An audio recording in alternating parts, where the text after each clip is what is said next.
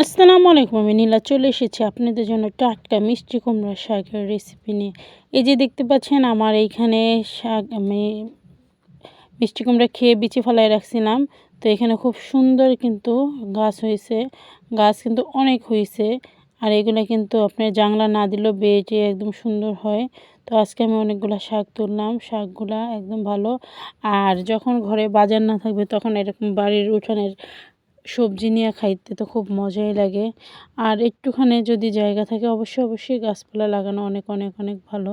তো এই যে দেখতে পাচ্ছেন আমি অনেকগুলাই শাক নিয়ে ফেলছি। তো শাকগুলো আসলে বেশি হয়ে গেছে। তো এগুলো সুন্দর করে আমি কেটে নিচ্ছি।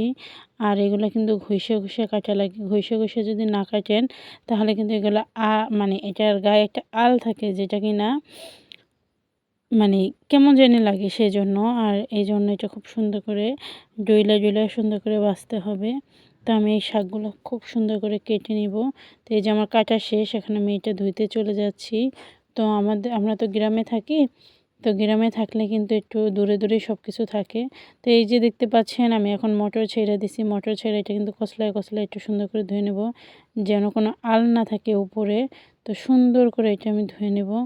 তো দেখতে পাচ্ছেন এরকম কচলায় একটু ধুইতে হবে।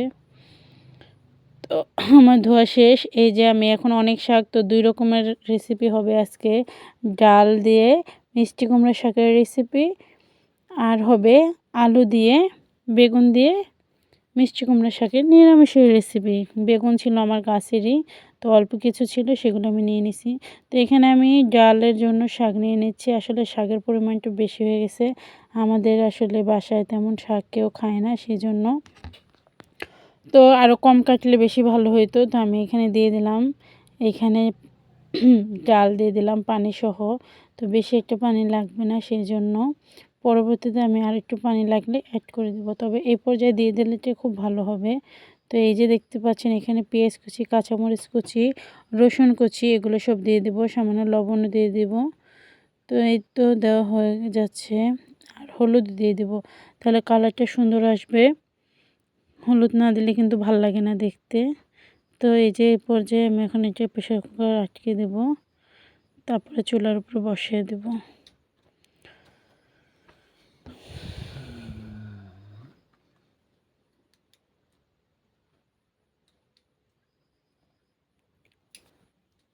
এইটা আমার রেডি হয়ে গেল। এটা আমি এখন চুলায় বসিয়ে দিয়ে অন্যটা রেডি করব। এখন আমি এই পাশে রান্না করব, একসাথে রান্না করে নিব। তো এই দেখতে পাচ্ছেন আমি এই যে এই চুলার ভিতরে কড়াইটা গরম করে তেল দিয়ে দিলাম। তো এটা কিন্তু মানে যারা খান তারা অবশ্যই জানেন আর কি, মিষ্টি কুমড়া শাক ভাজি, ঝোল, রান্না, ডাল দিয়ে সবভাবে অনেক মজা অনেক। যাদের ভাল লাগে তাদের আর বলার কিছু নাই। আর যাদের ভালো লাগে না তারাও ট্রাই করবেন, অবশ্যই মজা হবে। তো এইখানে আমি দিয়ে দিলাম পেঁয়াজ কুচি, কাঁচামরিচ কুচি, আর দিয়ে দিলাম রসুন কুচি। আসলে শাকের রসুন কুচি না দিলে ভাল লাগে না। তবে যদি ঘরে চিংড়ি মাছ থাকে অবশ্যই দিবেন। আসলে আমার ঘরে ফ্রিজে কোনো চিংড়ি মাছ ছিল না, সেজন্য আমি আর দিতে পারি না। আমার অন্য কোনো মাছ দিয়ে ভাল লাগে না। ইলিশ আর চিংড়ি মাছ দিয়ে রান্না করলে বেশি ভাল লাগে। তো আমার চিংড়ি মাছ, ইলিশ মাছ কোনোটাই ফ্রিজে ছিল না। তাই আমি নিরামিষ রান্না করছি। নিরামিষে কিন্তু অনেক মজার হয়। তো আমাদের গ্রামে মানে গ্রামে যারা থাকি আমরা সবাই জানি, আমাদের যদি ৭ দিন বাজার না থাকে কোনো সমস্যা হয় না। আমরা কিন্তু এই যে বাড়ির উঠানের কিছু সবজি আশেপাশে গেলে কিন্তু শাক সবজি সবই পাওয়া যায়। তো এই তো আপনাদের এই যে দেখেন সেদিন আমরা ঘুরতে গেছিলাম। তো সেখান থেকে বড় একটা কচু নিয়ে আসছি। একটা কচু ৩ দিন রান্না করে খাওয়া যায়। অত বড় কচু তাহলে বুঝতে পারেন। তো এই শাক টাক ফল সবজি সবই, গ্রামে থাকার মজাই আলাদা। তো এই যে দেখতে পাচ্ছেন এই গাছে আমার কিছু বেগুন ধরছিল। তো বেগুনগুলো আমার ছেঁড়াই হয় না, তো একটু দানা হয়ে গেছে। তো আলু আর বেগুন আমি এটা সুন্দর করে কষিয়ে নেব। আর গ্রামে থাকার মজা কিন্তু শহরের মানুষ বুঝবেন না। আমি জানি শহরে থাকার মজা আলাদা, গ্রামে থাকার মজা আলাদা। তবে ২টা ২ রকমের। তবে আমি বলব গ্রামের মানুষ যেরকম সঞ্চয় করতে পারে সেটা শহরের মানুষ কখনোই পারে না। আসলেই কখনোই পারে না। আমরা গ্রামে চলে আসছি অনেক বছর হয়েছে। এখন পর্যন্ত আমরা গ্রামের মানুষের মতো ওইরকম বুদ্ধি আমাদের কাছে নাই। আমাদের ভিতরে এখনও সেই শহরের কালচারটা মানে এটা আমাদের কাছ থেকে যায়ই নাই। এদের সাথে মিশি, এত বছর ধরে আছি, তারপর আমাদের সেই শহরের মতো মাস শেষে বেতন পাই, বাজার করি, খাই, ঘুরি গাড়ি শেষ করে ফেলাই। কিন্তু এইখানের মানুষ কিন্তু তা না। তো ওইটা বসায় দেওয়ার, এটা বসায় দিতে দিতে আমি ডালটা আমি একটু খুললাম। তো দেখতেই পাচ্ছেন আমি যেইভাবে বসায় দিছি ওইভাবেই আছে।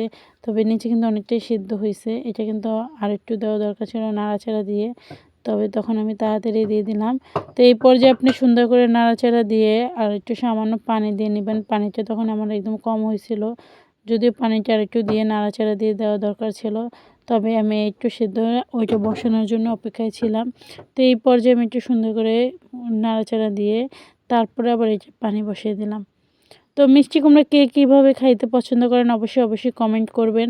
কমেন্ট যদি না করেন তো আপনার চ্যানেল থেকে আমি কিভাবে ঘুরে আসবো? কে আমার ভিডিও দেখছে সেটা আমি কীভাবে মানে বুঝবো? আমি তো বলতে পারতেছি না কারা আমার ভিডিও দেখতেছেন, কারা দেখছেন না কিছুই জানি না। আমি তো আপনাদেরও চিনতে চাই। তো ওই যে আটকে দিয়ে এটা আবার আমি দেখলাম। তো এটা কিন্তু আমার কষানো হয়ে গেছে, বেগুন আলু কষানো প্রায় হয়ে গেছে। তো এই পর্যায়ে আমি এটা সুন্দর করে নাড়াচাড়া দিয়ে দিয়ে দেবো শাকগুলো। তো এইরকম রান্না কিন্তু আসলে খুবই পুষ্টিকর হয়। এখানে কোনো সার ব্যবহার করা নাই। আর এখানে কোনো ভেজালের প্রশ্নই আসে না। সবই ন্যাচারাল টাইপের আর এগুলো খাইলে কিন্তু প্রচুর ভিটামিন। আর সত্যি কথা বলতে ভিটামিন খাবার মানুষের আবার একটু কমই পছন্দ হয়। তো আর শাকসবজি এগুলো কিন্তু তেলের পরিমাণটা বেশি দিলে মজা লাগে। কিন্তু আমি বলব যত পারেন কমায় দিবেন। এগুলো আসলে না খাওয়াটাই বেশি ভালো। তো এই যে ঢাকনা আপনাদের সাথে কথা বলতে শাক দিয়ে দিলাম, একটু ঢাকনা দিয়ে দিলাম। এখন আবার একটু নাড়াচাড়া দিয়ে নিলাম। কারণ নাড়াচাড়া না দিলে মশলার সাথে এগুলো মিশবে না। তো এই যে সুন্দর করে এটা নাড়াচাড়া দিয়ে নেবেন। আসলে রান্নাটা আমি বলব যার পরিবার যেভাবে মানে খাবার পছন্দ করে সেইভাবে রান্না করাটাই সবচেয়ে ভালো। আমার পরিবার যেভাবে পছন্দ করে আমি তো সেইভাবেই রান্না করব। দেখা গেল আপনার বাসার রান্না আমাদের ঘরে চলল না। এটাই স্বাভাবিক, তাই না? আমার বাসার রান্না আপনাদের কারো পছন্দ নাও হইতে পারে। তবে আমি বলব ফ্রেশ খাবার খাওয়ার চেষ্টা করবেন, টাটকা শাক-সবজি বেশি খাবেন। তেলের পরিমাণটা কম দিবেন। এটা কিন্তু আপনাদের শরীরের জন্য খুবই ভালো। যেমন আমরা বেশিরভাগই পছন্দ করি মাংসটা। আমাদের পরিবারের মানে বিশেষ করে আমার ২ ছেলে, আমি আমরা মাছ একদমই মানে পছন্দ করি না। আমাদের মাছ কেন জানি ভালো লাগে না। তো আমরা কিন্তু মাংসটা বেশি পছন্দ করি। আর নিরামিষটা খাই তবে মাছটা কেন জানি ভাল লাগে না সেজন্য। তো এইটা বসায় দেয়, এটা ঢাকনা দিয়ে আবার এইটা উঠায় ফেললাম। এটা কিন্তু হয়ে গেছে। এখন আমি সুন্দর করে বাগার দিয়ে নিব। তো একসাথে রান্না করে নিলাম ২ টা রেসিপি। তো কার এরকম রেসিপি ভাল লাগে কমেন্টে জানাবেন। আর আপনাদের আমার ভিডিওটা ভাল লাগলে অবশ্যই শেয়ার করে দিবেন, লাইক করে দিবেন, সাবস্ক্রাইব করে দিবেন। তো এটা সুন্দর করে শুকনা মরিচ আর দিয়ে দিলাম পেঁয়াজ কুচি, রসুন কুচি দিয়ে সুন্দর করে। আর এই পাশে আমি ঢাকনাটা খুলে নিলাম। তবে এক হাতে ক্যামেরা, এক হাতে ঢাকনাটা খোলা যাচ্ছে না।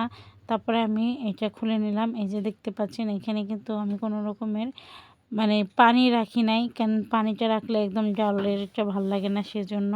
তো এই যে এই পর্যায়ে আছে আমি একটু সুন্দর করে নাড়াচাড়া দিয়ে একটু সুন্দর করে মানে একটার সাথে একটা মিশিয়ে নিচ্ছি। তো এইখানে আমার পেঁয়াজ, রসুন, শুকনো মরিচ ভাজা দিচ্ছি বাগারের জন্য। আর এইখানে আমার শাক, আলু দিয়ে বেগুন দিয়ে হালকা ঝোলে রান্না হচ্ছে। তো ২ টা কিন্তু একসাথেই করা যায়, চাইলেই করা যায়। তো আমি মনে করি সব গৃহিণীরাই সুপারফাস্ট রাঁধুনি। আর আমাদের মতো গৃহিণীদের কোনো দিনও কোনো কাজে কষ্ট লাগে না যদি মানুষ কটু কথা না বলে। পরিবারের মানুষ যতক্ষণ পর্যন্ত কটু কথা না বলবে আমরা কিন্তু সারাদিন কাজ করতে অনেক পছন্দ করি। যদি সংসারে যদি সবাই কটু কথা বলা শুরু করে তখন আমাদের আসলে কাজ কেন কোনো কিছুতেই ভাল লাগে না। তা আমরা যে কষ্ট করি অবশ্যই আমি মনে করি প্রতিটা পরিবারের স্বামী, শাশুড়ি, ননদ সবার প্রয়োজন তার একটু প্রশংসা করা। সে কষ্ট করে রান্না করতে পারে আর আপনারা একটু মানে খাবার খেয়ে ভুইলা যান যে মজা হইলো কি না হইলো, এগুলো বলতে কি সমস্যা? একটু বলবেন, বললে তো বউ খুশি হয়ে যায়। খুশি হয়ে আরেকটা রেসিপি বাড়াইয়া করবে। আর যদি প্রশংসা না করেন তাহলে সে তো বুঝতেই পারবে না। একটা আপনি যখন জব করেন কিংবা ব্যবসা করেন, আপনার কাজের যখন প্রশংসা করে তখন কিন্তু আপনার কাছে ভাল লাগে। ঘরের বউটাও তো তাই। বিনা বেতনে কাজ করতে থাকে তাও আপনারা প্রশংসা করেন না। তো এই যে দেখছেন আপনাদের সাথে ভক করতে তারপরে দেখেন এই যে আমার বাগানের কিন্তু এটা হয়ে গেছে আর ওইটাও হয়ে গেছে। তো এই যে একসাথে দুইটাই হয়ে যাবে আসলে। তো একটু বুদ্ধি খাটাইলেই হয়ে যায়। আপনারা যেমন বাহিরে চাকরি করেন, কষ্ট হয়, আমরা কিন্তু ঘরের বউরা অনেক কষ্ট করি। কিন্তু আপনারা দেখতে পান না। কেমনে দেখবেন? আপনারা তো সারাদিন বাহিরে থাকেন। আমরা ঘরে কি করি না করি দেখতে পান না। আইসা তো দেখেন বউ আরামে বইসা রইছে, না হয় মোবাইল দেখতেছে। এই তো ভাবেন সারাদিন মোবাইল চালায় বইসা রইছে। তাহলে উচিত হচ্ছে সারাদিন বইসা থাকা, আর যখন জামাই বাসায় আসবো তখন এই যে সব কাজ করা। তাইলে যে আপনারা বুঝবেন কাজ কারে কয়। আচ্ছা যাই হোক, এত বেশি কথা না কই। তারপরে এই যে দেখছেন সুন্দর করে এটা নাড়াচাড়া দিয়ে নিব, যেন তেলের সাথে মানে বাগারের তেল মশলার সাথে সুন্দর করে মিশে যায়। আর এইটাও আমার প্রায় হয়ে গেছে। তো এইটা আমি সুন্দর করে নাড়াচাড়া দিয়ে নিলাম।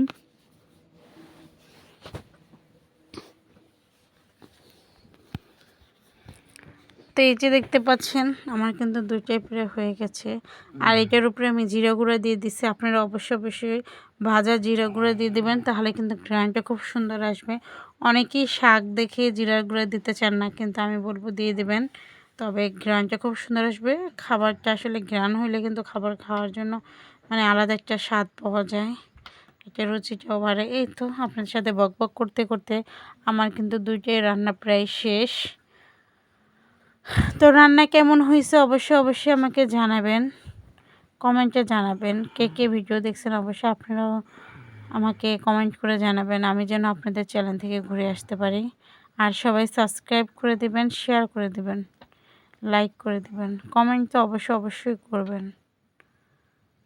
আর রেসিপি পছন্দ হইলে অবশ্যই শেয়ার দিয়ে রাখবেন। তো এই তো আমি বাটিতে ঢেলে নিলাম। এটা ডাল আর হচ্ছে যে শাক, এটা কিন্তু খুবই মজার হয়েছে, অনেক টেস্টি হয়। আপনারা অবশ্যই একবার ট্রাই করবেন বাসায়, দেখবেন অনেক ভালো লাগবে। এই যে আমার শাক, এই যে শাক আলু, এটাও কিন্তু আমার হয়ে গেছে। তো এটা আমি সুন্দর করে ঢেলে নেব। তো সবাই ভালো থাকবেন, সুস্থ থাকবেন। আর রেসিপি কেমন হয়েছে অবশ্যই কমেন্টে জানাবেন। Tata, bye bye.